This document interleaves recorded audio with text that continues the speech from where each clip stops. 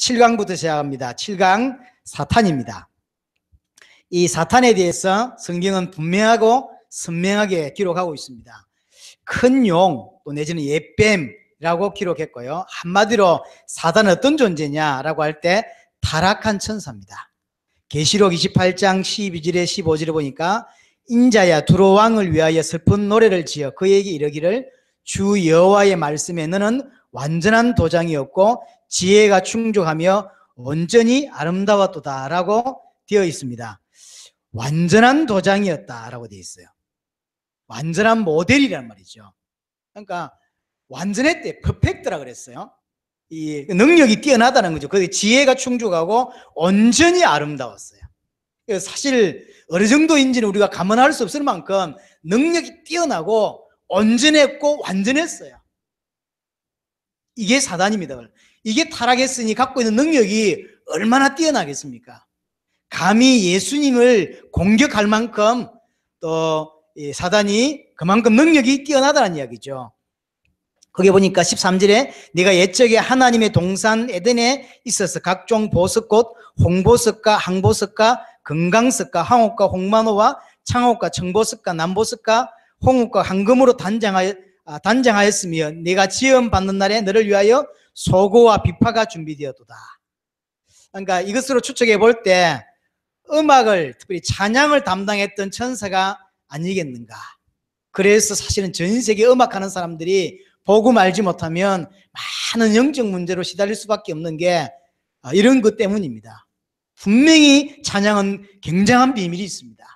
그런데 복음을 모르면 사실은 찬양하고 많은 어려움을 당하고요. 찬양하고 사단의 큰 공격을 받게 되죠.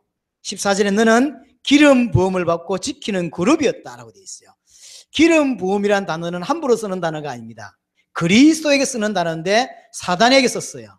얼마나 뛰어났는지를 알 수 있고 그룹이라 그랬어요. 천사는 나름대로 계급이 있는 것 같습니다. 네, 그 계급 중에서 그룹들 위에 있죠. 그 그룹들 위에 하나님 임하셨다 이런 말들이 있습니다. 가장 높은 천사 중에 하나입니다. 그룹이라는 의미는 15절에 보니까 내가 지음 받는 날로부터 네가 모든 길이 완전하더니 그랬어요. 마침내 불의가 드러났도다. 이게 사단입니다. 누가 묻습니다. 왜 하나님이 사단을 지었냐 만들었냐고 말하는데 사단을 만든 게 아니라 타락한 천사가 사단이에요. 이사야 14장 12절에 15절에 보니까 13절부터 보니까 네가 내 마음에 이르기를 내가 하늘에 올라 하나님의 뭇별 위에 내 자리를 높이리라. 교만해졌죠. 이해가 됩니다. 얼마나 완전하게 얼마나 대단하게 지음을 받았는지 본인 스스로 생각할 때 하나님 자리 높이 위에 내 자리를 펴겠다라고 말했어요. 그 능력이 얼마나 뛰어난지를 알겠죠. 여러분들 보고 네가 하나님이다 이런 말하면 정신병 아닌 이상해야 하나님이라고 말하겠냐고요. 근데 천사 스스로 내가 하나님의 능력보다 못한 게 뭐냐는 거죠. 그만큼 이 천사가 뛰어났다는 거죠. 완전했다는 거죠. 근데 이놈이 타락한 거예요. 교만해져가지고. 왜냐하면 교만할 만하죠. 능력이 이만큼 뛰어났다니까요. 뭇별 위에 내 자리를 높일 것이다. 그리고 그 밑에 보니까 14절에 보니까 지극히 높은 자와 같아질 것이다. 이 교만해진 거예요. 그래서 타락합니다. 계시록 12장 7절 9절 보니까 그래서 하늘에 전쟁이 있었다 그랬어요. 하나님의 보좌 앞에 있을 수 없어서 하늘에 전쟁이 있었는데 미가엘과 그의 사자들이 용과 더불어 싸울세. 미가엘은 누굽니까?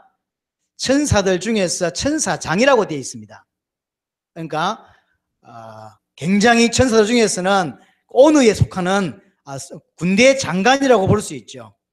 이 미가엘과 이 지금 전쟁이 붙은 겁니다.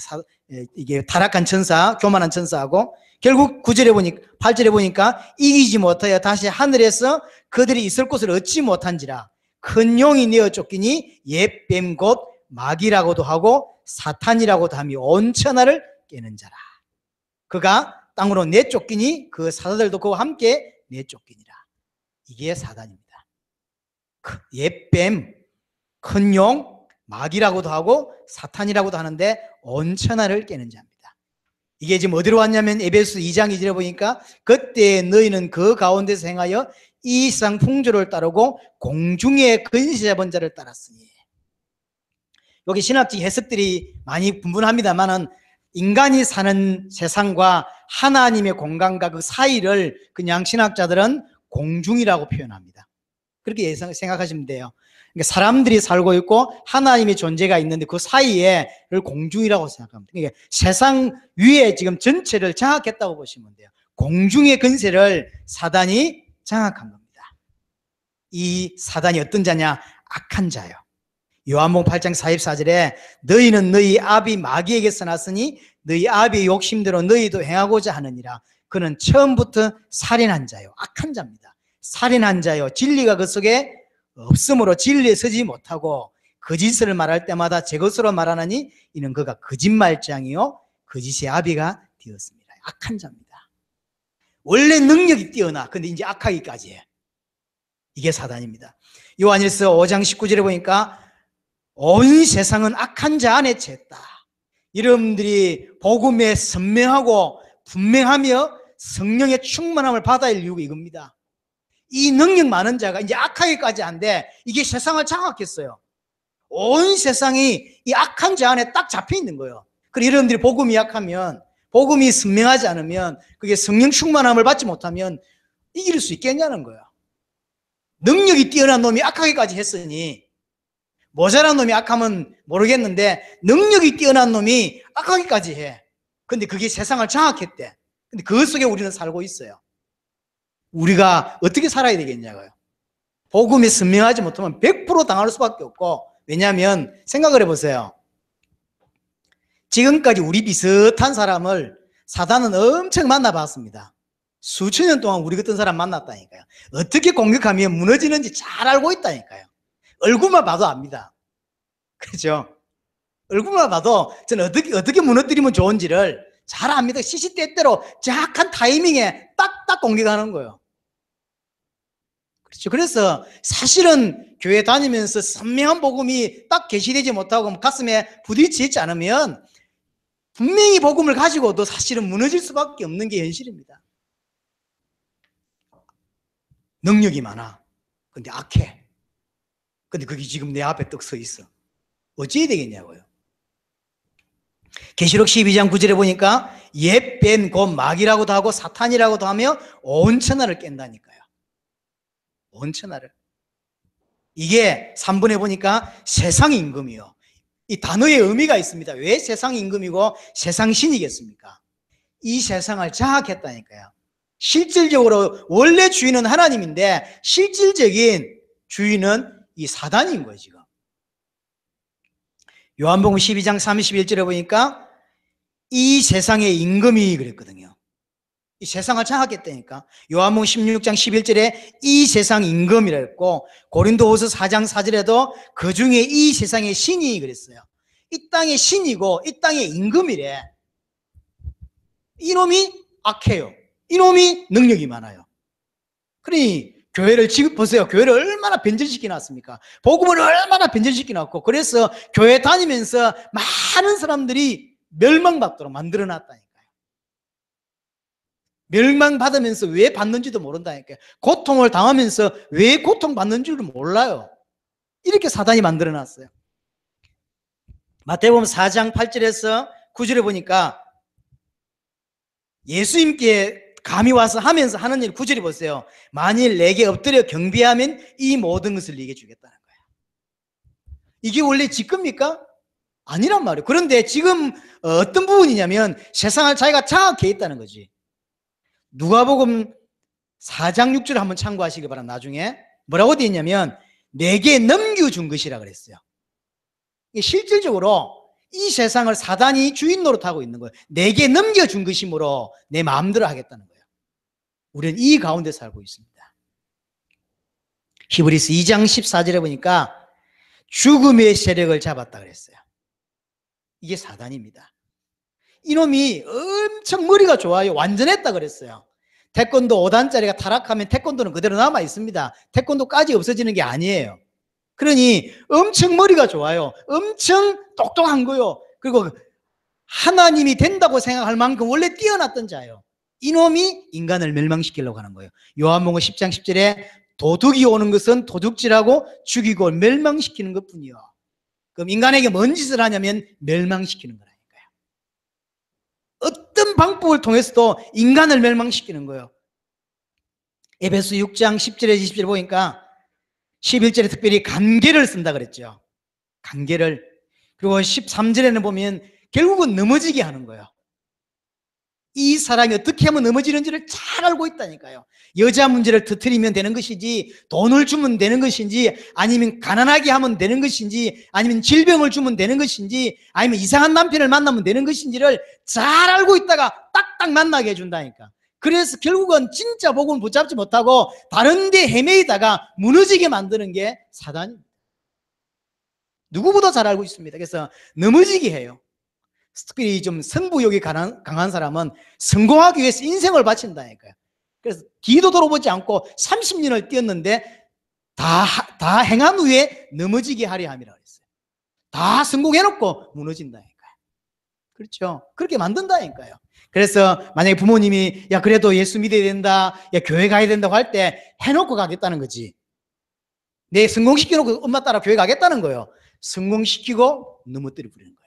성공시킬 동안에 사단에게 장악되어 있다가 성공되고 나서 완전히 무너뜨려 버리는 거예요. 이게 사단입니다. 어느 정도냐 16절에 보면 불화살을 쏜다 그랬어요. 그러니까 사단이 할 수 있는 모든 걸 총동원한다는 이야기죠. 데살로니가 전서에 보면 인간을 멸망시키는데 할 수 있는 모든 것을 총동원한다 그랬어요. 구원받지 못하게 하기 위하여.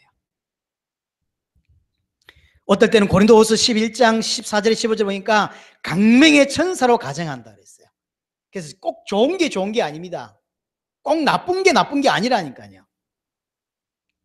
여러분들 볼 때 좋은 게 뭔데요? 근데 그게 사단이 주는 것일 수도 있습니다. 그거 따라가다가 무너지는 거야. 응답이 중요한 것이지만 우리가 생각할 때 응답이지 그게 사단의 부비 트랩일 수도 있어요. 그렇죠? 모르는 겁니다. 그래서 우리는 응답을 따라가는 게 아니라 언약을 따라가고 말씀을 따라가는 거예요. 그거면 돼요. 그렇죠? 그거면 되는 겁니다. 만약에 육신적인 것을 주어서 넘어질 사람이라면 사단은 얼마든지 줄 수 있다니까. 목사를 할지라도 목사가 이렇게 성도들을 많이 모으는 게 목적이 된 사람은 부흥을 시킨다니까. 그런 사람들은 막 다 부어가지고 여기에 빠져서 일평생 복음 못 깨닫고 교회 유지하다가 무너지는 거야.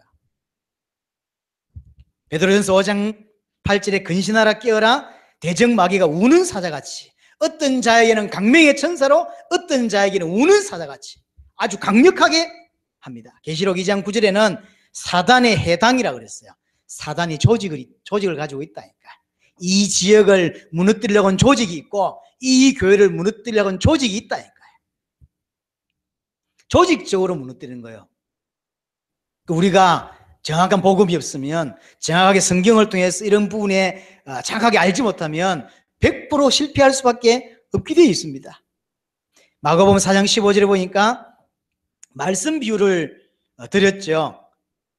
그런데 이 사단이 어떻게 하냐면 뿌려진 말씀을 이렇게 삼킨다 그랬어요. 빼앗아간다 그랬어요. 같이 교회 왔는데 어떤 사람이 말씀이 가슴에 붙지 왔는데 사단이 다 삼켜버린 거예요. 그래서 뿌리를 못 내리는, 이게 사단이 하는 일입니다. 주일에 올 때 그냥 오지 말고 정말로 은혜 받도록 기도하셔야 되고 사모함이 있어야 됩니다. 사실은 사모함이 있어야 돼요. 말씀을 사모하고 메시지를 사모하고 예배를 사모하는 게 우리에게 있어야 됩니다. 없었을 때 왜 길 까냐면 말씀이 떨어졌는데, 씨가 떨어졌는데 그걸 삼켜버린 거예요, 사단이. 그러니까 아무 소용이 없죠. 싹이 안 나고 열매가 안 나는 거예요. 10년을 다녀본 들이죠. 여러분에게 예배를 사모하고 말씀이 사모함이 여러분이 꼭 있기를 바랍니다. 계시록 12장 12절에 보니까 얼마 남지 않은 줄 알므로 크게 분내어. 그러니까 사단도 자기 때를 잘 알고 있습니다. 그래서 할 수 있는 모든 것을 동원한다는 거죠. 크게 분내었어. 그런데 이게 중요한 게 아니에요. 왜 이렇게 강기를 쓰고 왜 이렇게 공격하냐는 거예요. 어떤 사람에게는 강명의 천사로, 어떤 자들에게는 아주 우는 사자같이. 핵심은 뭐냐면 고린도후서 4장 4절입니다. 혼미케 해가지고 그리스도의 영광의 복음의 강체가 비치지 못하게 하는, 복음 깨닫지 못하게 하면 그로 끝인 거예요.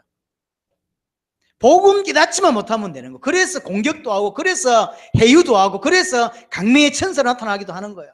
여러분들이 좋아하는 거 갖다 주면서 결국 복음만 깨닫지 못하는 거예요.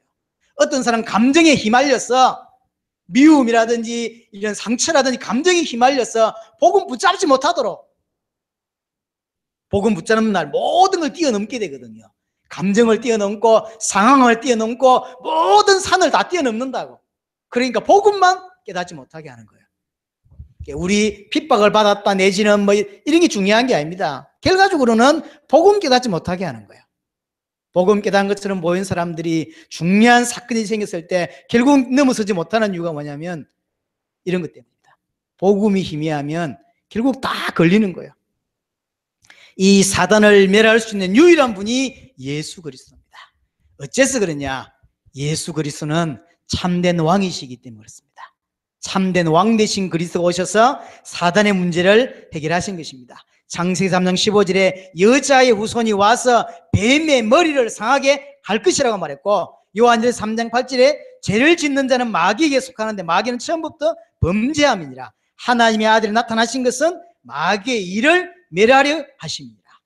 히브리서 2장 14절에 죽음을 통하여 죽음의 세력을 잡은 자 곧 마귀를 멸하시고, 그리스도께서 십자가의 죽으심으로 사단을 꺾으신 것이고, 골로새서 2장 15절에 십자가로 그들을 이기셨다고 말했고, 골로새서 1장 13절에 그가 우리를 흑암의 권세에서 건져내셨다라고 말씀하고 있습니다. 이 땅 문제, 모든 문제의 배경에 사단이 있고, 그 사단 이길 수 있는 유일한 답은 예수 그리스도입니다. 예수 그리스도의 십자가로만 모든 사단의 문제를 이길 수 있습니다. 정확하게 복음을 깨닫고 응답받는 여러분 되시기를 바랍니다. 아멘.